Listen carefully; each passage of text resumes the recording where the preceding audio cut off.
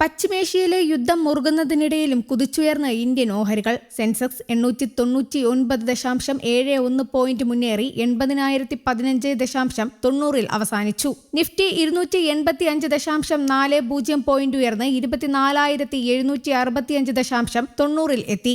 Reliance industries, state bank of India, HDFC bank തുടങ്ങിയവയാണ് ഇന്നലെ മുന്നേറ്റത്തിന് നേതൃത്വം നൽകിയത്. ചെറുകിട ഇടത്തരം കമ്പനികളുടെ ഓഹരികളിലും മികച്ച വാങ്ങൽ താൽപര്യമുണ്ടായി. യുദ്ധം തുടങ്ങിയതിനു ശേഷം 4 ദിവസമായി വിപണി കനത്ത തിരിച്ചടിയാണ് നേരിട്ടത്. US വിപണിയിൽ ബുധനാഴ്ച മികച്ച നേട്ടമുണ്ടായതോടെ ഏഷ്യയിലെ പ്രധാന ഓഹരി സൂചികകൾ മുന്നേറ്റ പാതയിലായി. അമേരിക്കയുമായി ചർച്ച നടത്താൻ ഇറാൻ തയ്യാറായെന്ന വാർത്തകളാണ് ലോകമെമ്പാടുമുള്ള വിപണികളിൽ ആവേശം പകർന്നത്. അമേരിക്കൻ ഡോളറിനെതിരെ രൂപയുടെ മൂല്യം ഇന്നലെ ഗണ്യമായി മെച്ചപ്പെട്ടു. പൊതുമേഖലാ ബാങ്കുകൾ വഴി റിസർവ് ബാങ്ക് വിപണിയിൽ വലിയ തോതിൽ ഡോളർ വിറ്റഴിച്ചതോടെ രൂപയുടെ മൂല്യം ഇന്നലെ 54 പൈസയുടെ നേട്ടവുമായി 91.60 അവസാനിച്ചു. രാജ്യാന്തര വിപണിയിൽ ക്രൂഡ് ഓയിൽ വില ബാരലിന് $85 അടുത്ത് തുടരുകയാണ്. ആഗോള ഇന്ധന സുരക്ഷിതത്വത്തിന് കടുത്ത വെല്ലുവിളിയാണ് ക്രൂഡ് വിലയിലെ വർധനയെന്ന് വിദഗ്ധർ പറയുന്നു. ഹോർമുസ് കടലിടുക്ക് അടച്ചതിനാൽ റഷ്യ ഉൾപ്പെടെയുള്ള മേഖലകളിൽ നിന്ന് ക്രൂഡ് ഓയിൽ കൊണ്ടുവരുന്നതിന് ശ്രമം നടക്കുന്നുണ്ടെങ്കിലും ചെലവ് ഉയരുമെന്നതാണ് വെല്ലുവിളി.